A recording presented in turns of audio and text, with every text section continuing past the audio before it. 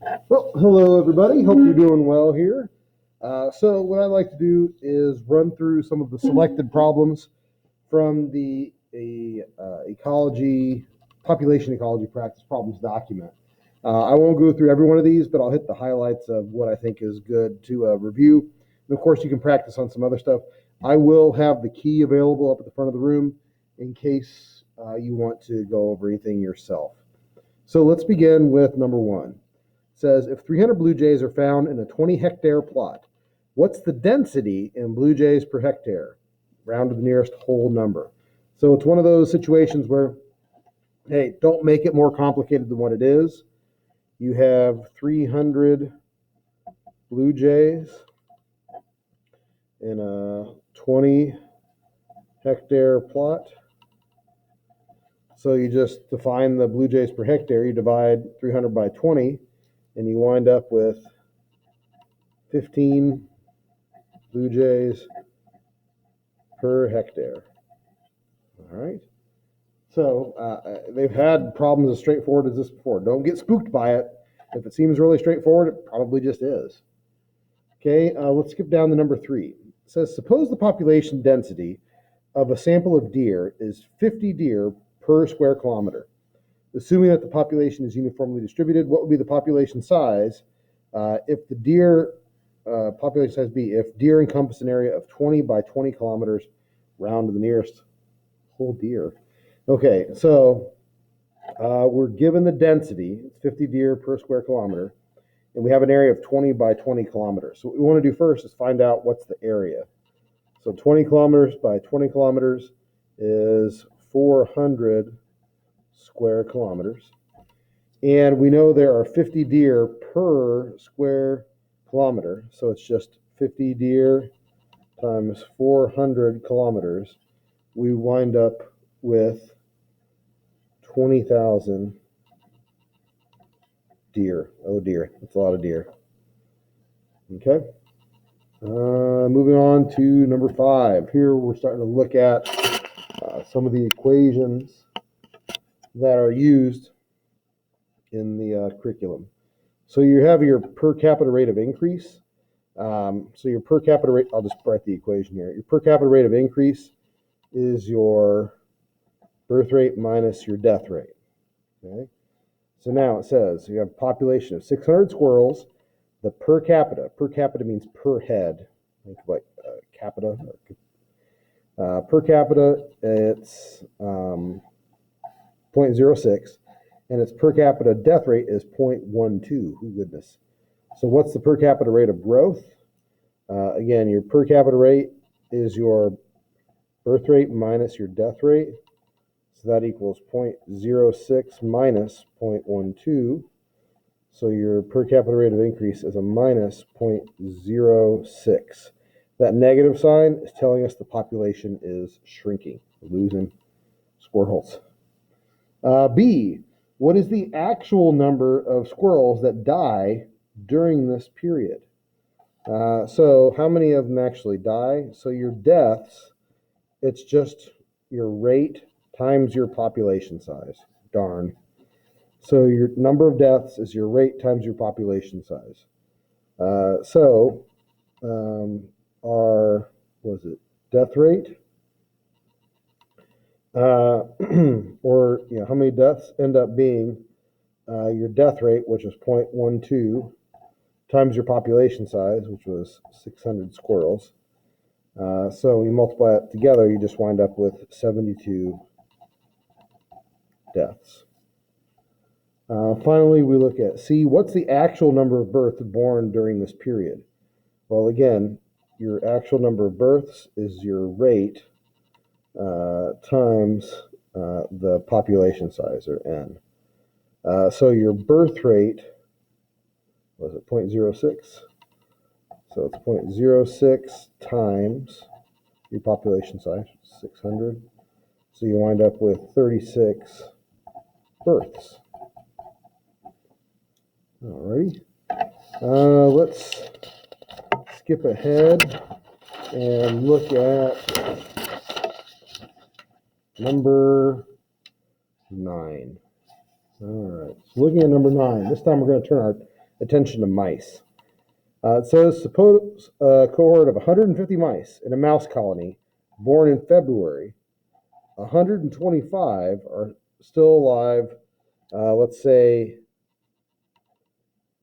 at the start of March.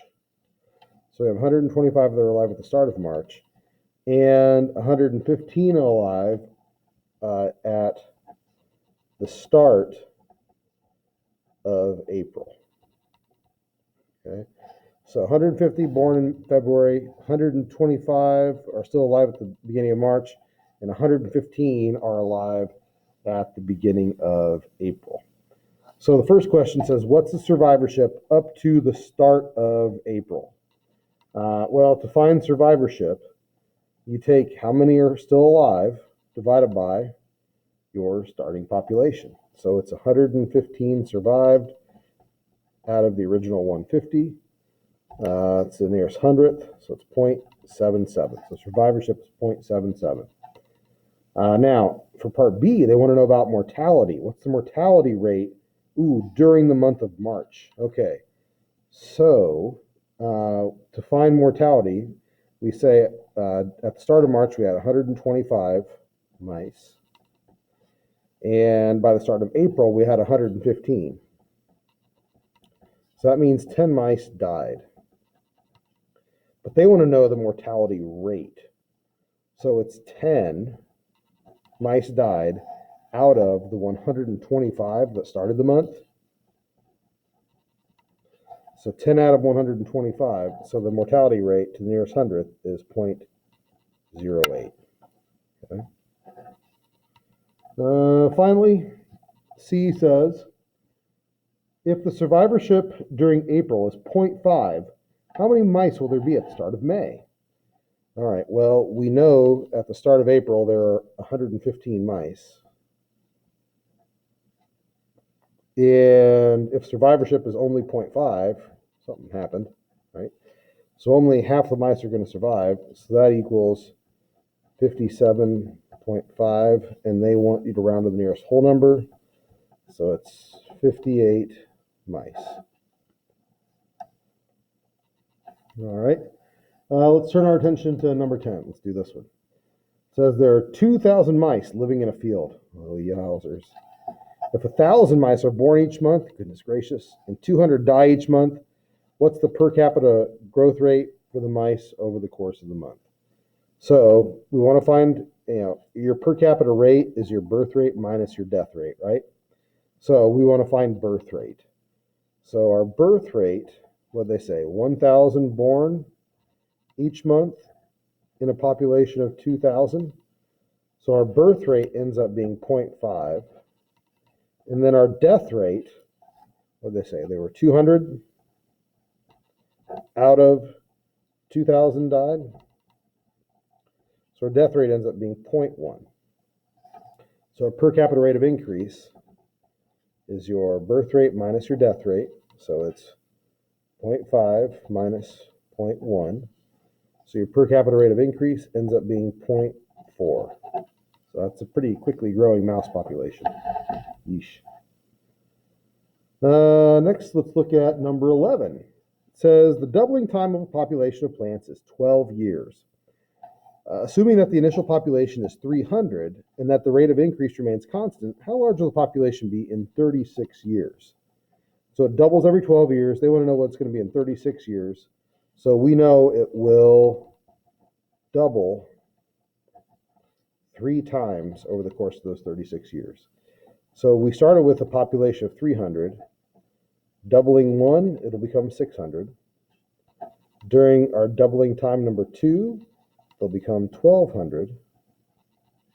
And then during doubling time number 3, it'll become 2,400 plants. Okay. So 2,400 plants over the course of 36 years. All right, finally on this page, let's look at the last problem, number 13. It says, you and your friends have monitored 2 populations of wild lupin for an entire reproductive cycle from June to June. So, luckily you and your friends are sharing some interests, so you go and study lupin populations. It says, by carefully mapping, tagging, and taking a census of the plant throughout this period, you obtain the following data. So you have two populations, A and B. They want you to do some calculations. So, let's see. B is the number of births. So number of births is the number of new individuals. That's the number of new seedlings. So in population A, that'd be 100. And in population B, that would be 30. Deaths, how many deaths were recorded during that time period? Here it's 20. And here it's, oh goodness, 100. Okay, they want your per capita or per individual birth rate. So your birth rate is your number of births, which is what, 100, divided by your original population, which is 500. So that ends up being it says the nearest hundredth, so we'll say 0.20. That's fine. Your death rate is the number of deaths, which was 20, divided by the original population, which was 500. So that ends up being 0.04. And then your per capita rate of increase, that's your R equals your birth rate minus your death rate. That ends up being what? 0.20 minus 0.04. So that ends up being 0.16. Okay, so that's your per capita rate of increase. Now for population B, your birth rate is number of births, 30, over your starting population, which is 300. So that ends up being 0.10. Your death rate, number of deaths, is a lot, 100 out of the 300 original plants. So that ends up being 0.33. So your per capita rate of increase is your birth rate minus your death rate.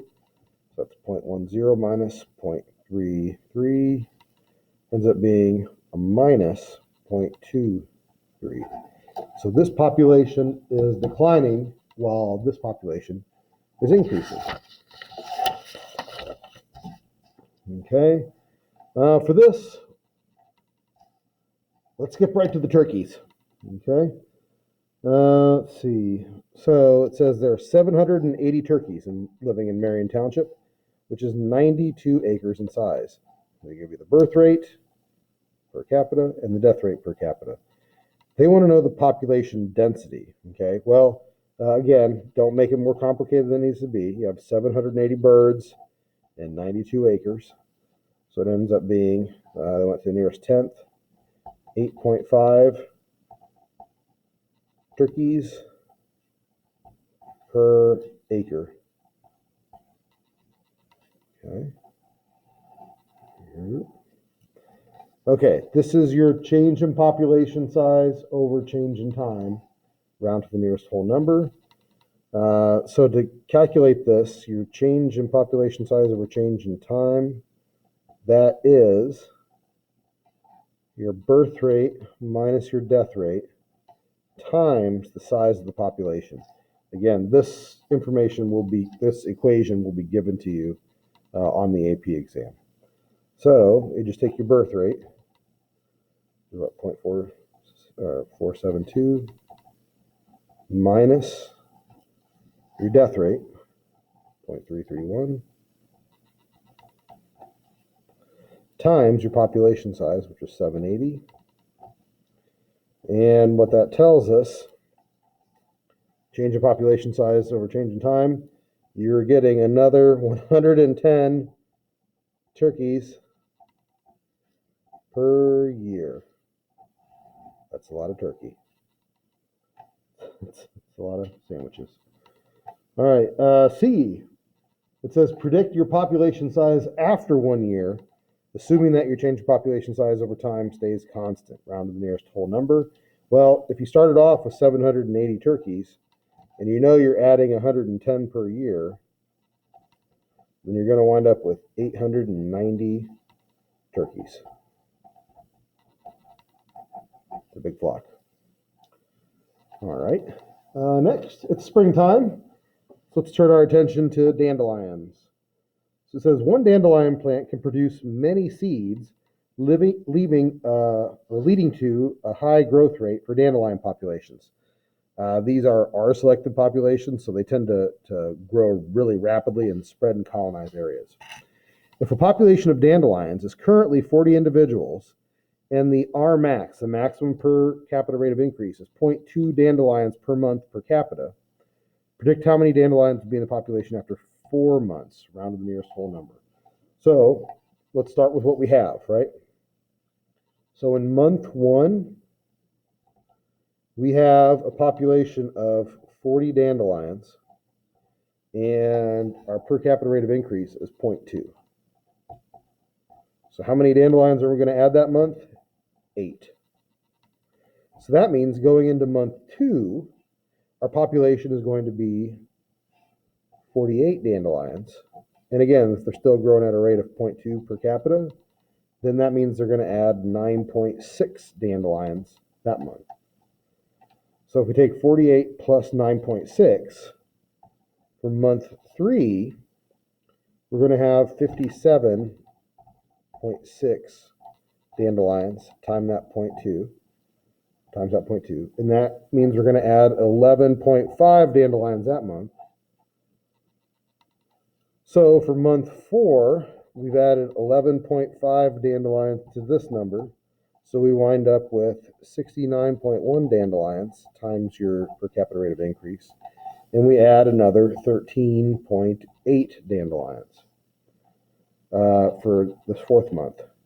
So 69.1 plus 13.8, that ends up being 82.9, and it ends, I said it rounds to the nearest whole number, so we'll say 83 dandies. Okay. So again, they give you the rate of increase, they tell you how many individuals there are, so that's how many individuals are being added that month. So for the next month, as long as the rate stays the same, you're going to be dealing with a population of that size. So then you add more individuals. You add those individuals, the population creates the population for the 3rd month. As long as the rate stays the same, we're adding even more individuals. So that's how we just sort of work our way through that. All right, so 19 says, imagine the dandelion population of 40, from number 18, cannot continue to grow exponentially due to a lack of space. Oh, now we're starting to make some more realistic considerations. It says the carrying capacity for their patch of lawn is 70 dandelions. What is their change in population size over change in time in this logistic growth situation? So in the case of logistic growth, and we're factoring in carrying capacity, the maximum number of individuals that can be sustained, we have to add in this carrying capacity equation. Again, this is an equation that will be given to you on the AP exam. So your change in population size over change in time is your Rmax, your maximum rate of increase, times your population size, times, we have to add in carrying capacity. So your carrying capacity minus your population size over carrying capacity. So we factor that in. So we have our Rmax from up here, 0.2. It says the population is 40, so our N is 40. And then we need to multiply that by carrying capacity, which I said was 70, minus your population size, which is 40, over your carrying capacity, which again is 70. So when we crunch the numbers on that, it ends up being 3.4 dandies in that month. Okay. So again, they'll give you the information. They'll give you the per capita rate of increase, they'll give you the population size, and they'll tell you what carrying capacity is. You just have to plug those numbers in, and it'll tell you how many individuals will be added per unit time. Let's see. Finally, we end with number 20. It says we have this hypothetical population with a carrying capacity of 1,500 individuals, and again, they give you the per capita rate of increase, the max, 1.0. Fill out the table, round to the nearest whole number. Okay, well, we know that situation, your change in population size over change in time, it's going to be equal to this stuff. Your Rmax, which was what, 0.1 times your population size, which in this case is 1,600, times your carrying capacity, which is 1,500. You subtract your population size, which is 1,600, over carrying capacity. And when you crunch the numbers here, you get minus 107 individuals, which makes sense, right? If your carrying capacity is 1,500 and your population size is 1,600, you've overshot carrying capacity, so you're going to lose individuals from the population. In the next case, where you have 1,750 individuals, the rate stays the same, right? Our population size is a little bigger, so 1,750. We have the same carrying capacity, so it's 1,500 minus the 1,750, still over 1,500. But in this instance, we end up losing 292 individuals. Again, if you overshoot carrying capacity by more, that's going to be a higher death rate. Finally, last scenario, we have the same per capita rate of increase. In this case, ooh, goodness gracious, we got 2,000 individuals in a population with a carrying capacity of 1,500. So it's 1,500 minus 2,000. Put that over the 1,500. And in that scenario, you're losing 667 individuals. So the basic idea is, ecosystems can only support so many individuals. You need to consider carrying capacity when you do these population change calculations. And so you take your per capita rate of increase times your population size, and then you factor in carrying capacity. And if you're above carrying capacity, you're going to lose individuals. All right, I think that takes care of some of these highlights. As you're working through stuff, if you have questions, let me know. I'll have a key out that you can reference, but don't get intimidated by any of these population ecology questions. They'll give you the equations, and you just plug in the numbers and take it from there.